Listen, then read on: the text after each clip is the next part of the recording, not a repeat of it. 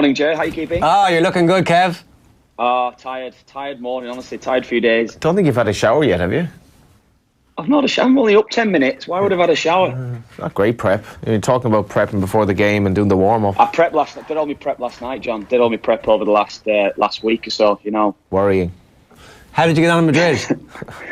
Yeah, I enjoyed it. I was there for a couple of nights. We stayed out of the madness, really. We were in briefly into the centre on Friday night, it was. You had to do a few things, and I met a few friends that were over there. One Liverpool fan, one Tottenham fan as well.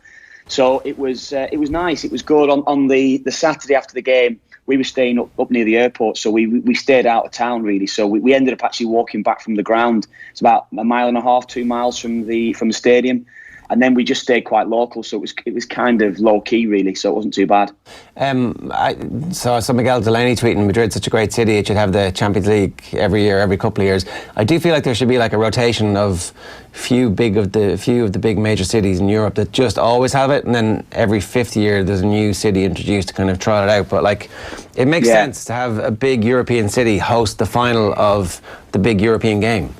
Yeah, it was the perfect setting. The stadium was class. The city is different class, isn't it? So that was the thing around it all. And you know what, Jay?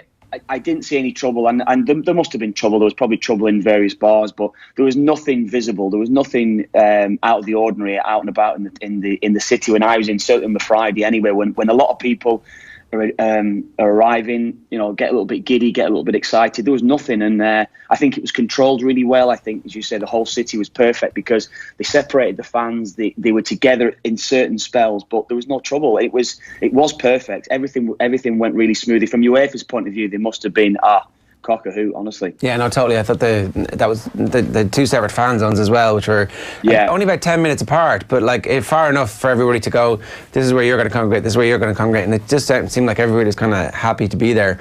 The atmosphere I thought was a little bit funny in that after the goal went in, the Spurs fans found their full voice and were in full voice up until the 87th minute. The Liverpool fans seemed to me to get nervous after the goal went in and kind of I don't know. They just weren't as lively as I anticipated them being. Yeah, it was a strange game though, Jay, wasn't it? And I mean, I said it. I think it was on to Nathan around it, and whether the heat had anything to do with it. I was pitch side probably half an hour before kickoff, and it felt to me like it was. It was a little bit like, were you in Lille a couple of years ago for the Lille game where it felt a bit like that? I thought it was really hot, obviously really hot, but it just felt really humid and nowhere in the ground. That's what it felt like to me when I was pitch side. Now, whether or not that had anything to do with it, but the pace on the game certainly wasn't there, and I think the way that Liverpool played didn't help their own fans, and I think that created that little bit of nervousness. The way that they sat very deep, they allowed Tottenham to gain momentum. I think it was the first side since Mourinho's team in 2010 to win a Champions League final without having more possession, and that's what I think set in within the side. I think the major one I think throughout was there was no bookings. It was the first ever Champions League final with no bookings. Wow, I didn't notice. That was the one, Ger, I thought, because there was no pace in the game. There was no real pace in the middle of the pitch, so there was no real closing down. The way that both sides play, we've all seen Liverpool and Tottenham, the pace that they play at, the intensity they play at, the how good both sides are at closing down. There was no silly fouls, or there was hardly any silly fouls, and I think that was why. I think that's why it played into Tottenham's hands, I think, throughout the game, that they were able to keep the ball when you had Harry Winks that was sat there controlling midfield. But Tottenham lacked in the last third. If Tottenham just had one key pass in the game, Tottenham could have opened up Liverpool. But it was down to Van Dijk and Alisson that won them the game, the two major signings. And I think that's what created that nervousness with Liverpool supporters, Yeah, but the Spurs fans definitely were the one driving their team on. It just felt like that. So why didn't they have one key pass? What was the lack of quality? Was that Dele Alli not playing well? Is it down to just a couple of key individuals? Is it down to Harry Kane not being fully fit? Probably a little bit of everything. I was disappointed with Christian Eriksen because there's so many times he had the ball with so much space and just sloppy passes, just giving the ball away needlessly, I felt. And that happened so often, whether that was Ali, whether that was Eriksen, particularly in the first half as well, even for the first hour, I thought, when they were getting into really good areas and a simple forward pass, a simple ball in behind Liverpool's defence, because Liverpool's defence, I was saying before, they played very, very narrow. They did play high at times, but the they dropped deep as a team, if you know what I mean. I'm saying the back four weren't necessarily squeezing the midfield on like they normally do, where they just play so high. The two fullbacks from Liverpool tucked in. They were allowing Danny Rose and Kieran Trippier just to play so high and wide, but Tottenham's quality was lacking. And I said those key moments in the final third when I was saying it was a simple pass, even if it was a simple pass, not necessarily to break in behind Liverpool. If it was a simple sideways pass, giving it away, and whether that was the ball, I don't know, a new ball and things like that. I'm making excuses for them. It's excuses that a manager would come out with, but it was so poor from Tottenham when they got into key areas. Yeah, I think the 3-week break, the weather, the early goal, all had a big impact on this, and definitely. And maybe a bit of nervousness too, because you don't know how a team is actually going to deal with the fact that it is history, it is a Champions League final, it is kind of an unexpected arrival for a Spurs team at this point in their evolution. That nervousness as well, even from Liverpool, with what's happened to them over the last couple of years. And if you look last season when they played against Real Madrid, the pace that they started the game at, how well they closed Real Madrid down, denied them any space, started to create chances off the back of that was never there. Now, getting that early goal certainly helped them, and whether that was a mindset, we'll get that early goal right. Let's be a bit more disciplined. Let's use the conditions or play to the conditions a little bit. Really, let's not go chasing the game. Let Tottenham come at us. We will then be able to pick them off with the quality we've got.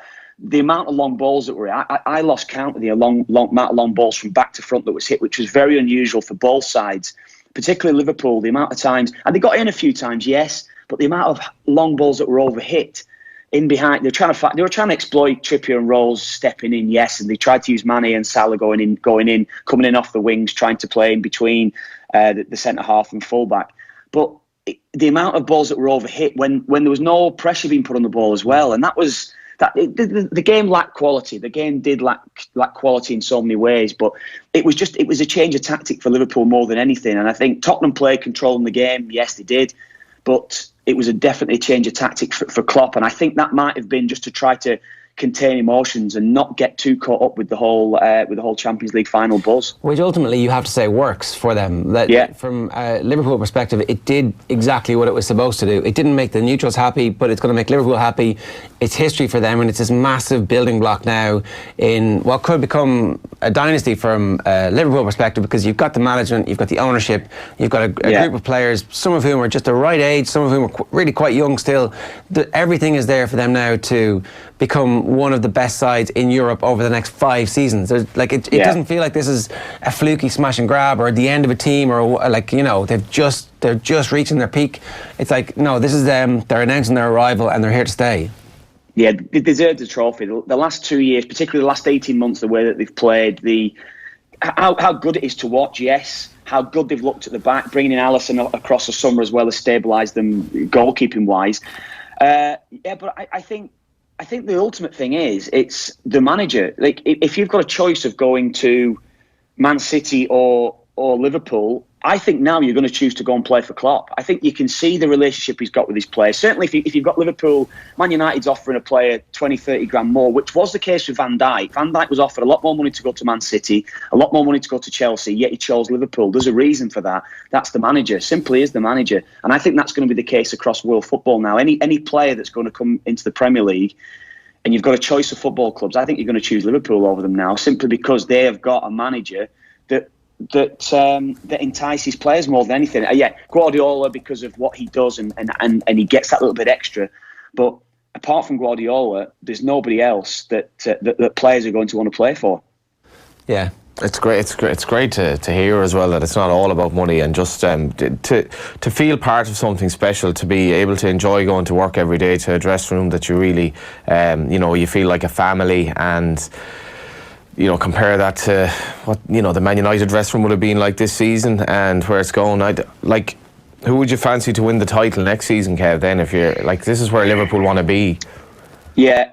Liverpool probably need to make 1 or 2 more signings, perhaps, but you couldn't rule Liverpool out beating Man City next season. And I just think as well, what will be gathered around Man City next season, if City are still in Europe or if they're excluded from Europe, whichever way it's going to be, there'll be questions constantly asked of that team, and that'll set in around the club. And I think Liverpool have to be favourites now. Liverpool will be well, not I wouldn't say the favourite simply with the squad, but Liverpool will be a strong bet given what will happen and what is about to happen, I think, over the next year at Man City. I do. I think it's going to have a negative effect on the team.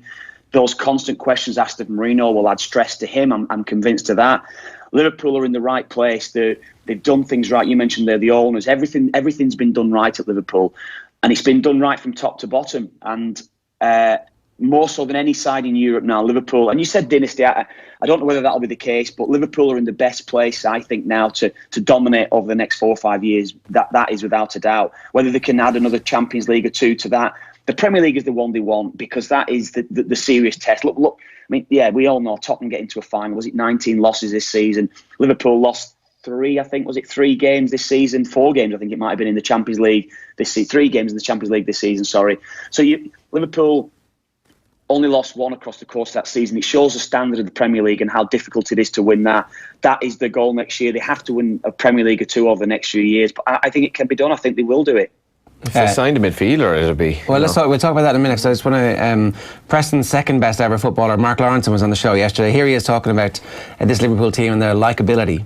Playing, I would still say, and a lot of people would argue with me, but I think they're everyone else's favourite second team. I don't know about that, Mark. Hey? I don't know about that. Well, I think so. I think the majority. Listen, all right. I'll tell you this now, right? What? I'll ask you this question. So.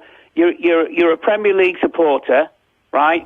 And apart from the Manchester City manager Guardiola, who would you want as your manager if you could have anybody? Oh no, I was specifically saying I don't think they're everyone else's second team now. Well, no, that's what I'm saying because of him.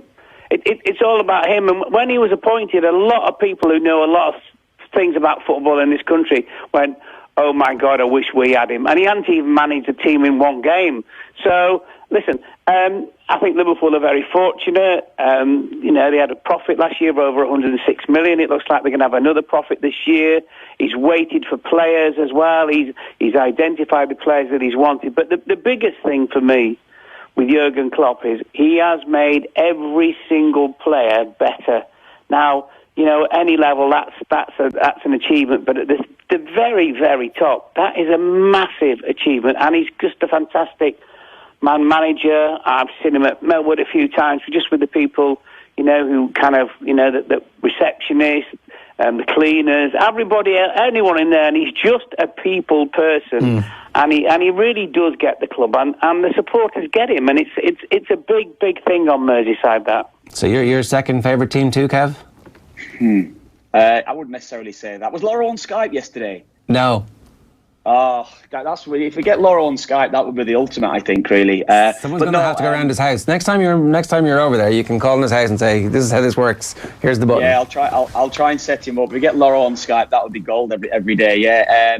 No, I don't think they're everyone. The Klopp issue is massive, though, the one that he's touched. And we know that. We know that is the case, that I think he'll be everyone's second favourite side if you're a player. If you're a professional footballer now and you're doing well and Liverpool come in for you, you will be desperate to go and play for him. So who is the central midfielder? We've been talking about this. Who is the central midfielder that's going to fix that issue of them not being able to control a game? Because you've seen Klopp change the style of play. It's iterative. It's been better the whole way along. So he must have been thinking, actually, the right thing for us to do in that second half is take the sting out of the game, keep possession, look at the players we have, wait for an opportunity to arise. Where do you get that player? Like, is there someone like that in the Premier League? Is there someone like that on their team at the moment that they just need to grow into the role a bit more? What's the story? I'm trying to think. You let's probably throw some names at me there as well. But Naby Keita had come into the club to try and provide the team with the burst from midfield to attack, the one that was able to get forward, the one that was able to ball carry. And it hasn't really worked out the way that many probably expected him to work out. He's not necessarily been a regular across the course of this season, and it's always been back to the tried and trusted of Jordan Henderson, James Milner. Jordan Henderson has done amazingly well, particularly in the last probably 8 to 10 games of the season. But Liverpool have constantly played on momentum. I think Klopp has recognised that he's not got players that can control the midfield, so he's at times he's bypassed. We saw at the weekend he was actually bypassing that midfield because he didn't necessarily trust the players that were able to control the game. Fabinho I think Fabinho has been a very good signing for Liverpool, able to break up play, given a little bit of protection at times to the back four, but also he just gives it simple. He's not a player that's necessarily going to be able to step in and be that creative. And the two players that's playing ahead of him, whether it's Henderson, whether it's Milner, whether it's Wijnaldum, Keita, they're all runners essentially, aren't they? Milner's able to hold on to the ball really well, but he's not necessarily going to be able to find a killer pass. If he does, it's very it's not on a regular basis. So yeah, I don't know some of the names that you've got. I mean, some of the names that you'd ever produced. I'm sure Klopp's going to vet them. He's going to make sure that they're the right character to go into that club that's going to be able to handle the way that they play without the ball first and foremost. That is the main thing. And there aren't too many players, I think, around that are able to buy into everything. I think that Klopp's that Klopp would bring and have the quality as well, or have more quality than Liverpool's midfield. Yeah, no, it's a fair point. Fabinho is only 25. It is the end of his first season. Is he somebody who evolves and develops and gets better, or is he the finished product now? That's what you're going to get from him for the next 5-7 years. Yeah, I think so. At times he's been able to control the game from midfield in certain matches when he's not been playing against real quality opposition. But I think it's his game. He breaks things up really well, particularly in the really big games. If you watch him in that Barcelona game, went into Messi earlier on. He stops the flow of the real good sides when they're starting to gain momentum in games, and he will be key in the big Champions League games, the big Premier League games when they're playing against Man City and maybe Tottenham and the better sides over the next few years. That's his game, I think, Ger. I think he's more get the ball, keep it simple, just keep the game ticking over for Liverpool. I think that's his game, yeah. I look, Bobby Firmino is obviously a really good striker and kind of came off the boil a little bit because of a series of niggly injuries over the last 3 or 4 months, and scored really important goals early on in the season. So I'm not saying that they're going to get rid of him, but if there was somebody that you could replace in that team with somebody even better, is that an area that they look at? It's probably an area as well. I mean, even the likes of the players that he's had to bring in, Divock Origi. The story of Origi is amazing, and the fact is that how has Klopp been able to keep him happy? How has he been able to keep him around that squad for such a long time when he's had hardly any game time until the last 4 or 5 months of the season? So that is amazing. He's certainly not a replacement for Firmino. I don't think he has the quality. We've seen him enough that he doesn't have that quality. There could be another major striker that goes into the side, but it's what Firmino does off the ball. It's what Firmino does when he's dropping into the hole, into deeper areas.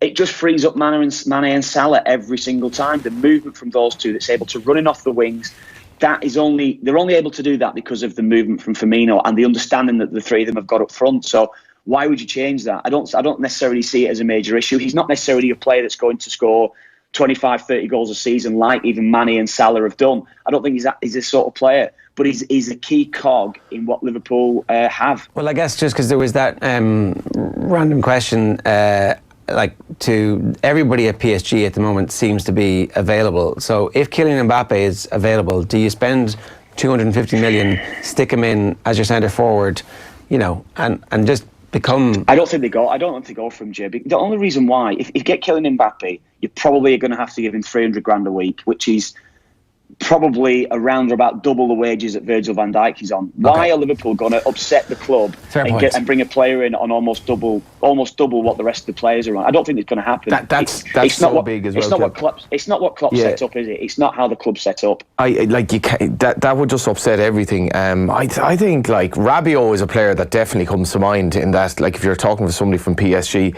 he's to my mind he's exactly the player they don't have, but his off the pitch situation, would he be the guy to be in the dressing room? You look at the involvement of his mother this season. Seriously good player though, and just exactly the player they don't have to my mind. Yeah, Rabiot. What do you think? Do you think Rabiot's got that much quality though? When you've seen him though, yeah, Johnny, yeah, and he's young as well. He's just. He's another that plays with high energy. Probably hasn't fit into the PSG way because of how that club's been run, and maybe the players that's at the very top of the food chain in that dressing room have controlled the whole club in many respects. Certainly can control the playing side of it. So maybe you're right on that one. Maybe it might be someone that we're not necessarily thinking of that's going to be able to come in and be a superstar. I don't think Klopp Van Dijk has turned into be a superstar, the very best in world football defending wise. And we've said it this season. We're asking questions: will Van Dijk go on to be one of the best? And I've said it constantly. Potentially, yes. Look at his performance on Saturday on that big occasion. Yeah. But even Van Dijk was still a risk with the money that they paid for him. He's coming from Southampton. He's not necessarily coming from Real Madrid or Barcelona. He's not come in with a massively huge reputation on the world scene, and that's it. That's what Klopp's used to go for. I had no idea about this, but I've just reading that Rabiot is actually quite strongly linked with Liverpool because he's on a free. And you knew that, Johnny. Come on, who are you kidding here? Come on.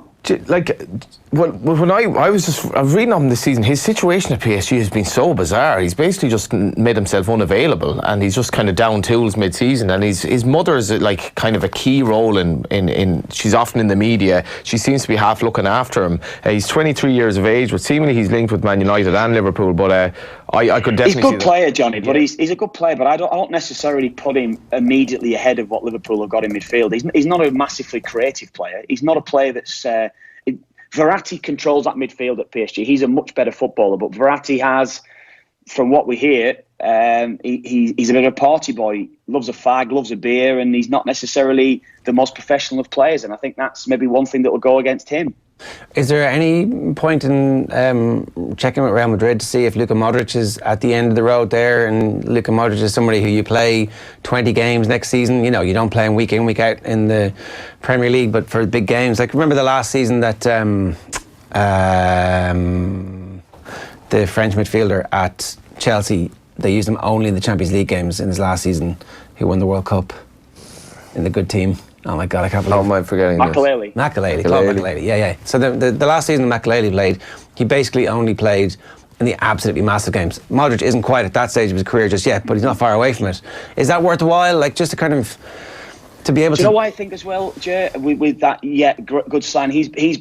Players have been linked with moves to Premier League. Modric and Rakitic, and Toni Kroos was linked as well, but Kroos has signed a new contract, I think, at Real Madrid. Yeah. But do you know what, Ger? I think it's how Liverpool train. You're not necessarily. Like, if you sign a player like that, you may be having to say, well, you might have to have a bit of a rest day in training. You're not necessarily going to have to be at full tilt every day. Liverpool are at full tilt every single day in training. If you're not working every day, you're not going to be selected on a Saturday. Okay. And I think that's why Liverpool have got the age demographic right across their team. I think they've got everything right. Even Milner at his age now, he trains every day. Jordan Henderson, they train every single day, full tilt. They're probably the leaders on the training ground every day. That's why Klopp, they're almost indispensable to that club. I think they'll probably be around for another 2 or 3 years yet because of the attitude that they set on the training ground. The attitude sets into the games on a Saturday. And I think if you're going to break what Liverpool have got there, it's got to have to be someone that's very special, that does every single thing right in his life, that's going to go into that dressing room. Yeah, and just you mentioned Milner, but what a career James Milner has put in. Like, I'm a Villa fan, so we were obviously fairly aware of his abilities there, but the Leeds fans who saw him as a 17-year-old, half his age, half his lifetime, he has been playing man's football week in, week out, always showing up, always really good. Left at home for a World Cup when, like, he was definitely one of the best players that and one of the tone setters that England needed. You're kind of thinking he's getting his just rewards and finally getting the recognition he deserves. Yeah, it has been. It's been an incredible season. He's had an incredible time, particularly since Klopp's gone in. And I think when he first went in there, Jurgen Klopp, he might have looked at someone like James Milner. I might have to move him on eventually. But again, I go back to the point I was making last, the attitude that he sets day in, day out. I played in the game at the Stadium of Light when he became the youngest ever Premier League goal scorer. Not too sure what year it was, about 01 maybe, 2000, 2001, something like that, 2002. And he's the level that he's achieved. Rarely ever when you see a player break onto the scene like that at 16 in the Leeds side, you rarely ever see them at 32, winning Champions Leagues or whatever it will be. They're out of the game by the time they're 22, or certainly out of real top-level football by the time they get to 22, 23. It's just a testament to his attitude, how he's applied himself across his career. And that's the difficult thing when you are so good, so young, to have longevity in your career. And, I played against him so many times. You mentioned when he was at Villa, played against him at Villa, played against him at Leeds, Newcastle. And he has had an unbelievable career. But even when you played against him, he was such a hardy, I was going to say shite, but he is. He'd take a tackle, he'd roll through a tackle, and he'd go back and do you if necessary. he can mix it, he can play, and he has every single attribute to his game that's now a modern day top class pro or top class professional. Yeah, seems like a good person too. Kev, we'll let you go. Thanks a million for joining us this morning. Good stuff. Well done. Cheers, Thanks a million. Cheers, have a shower. I will do. Just for you.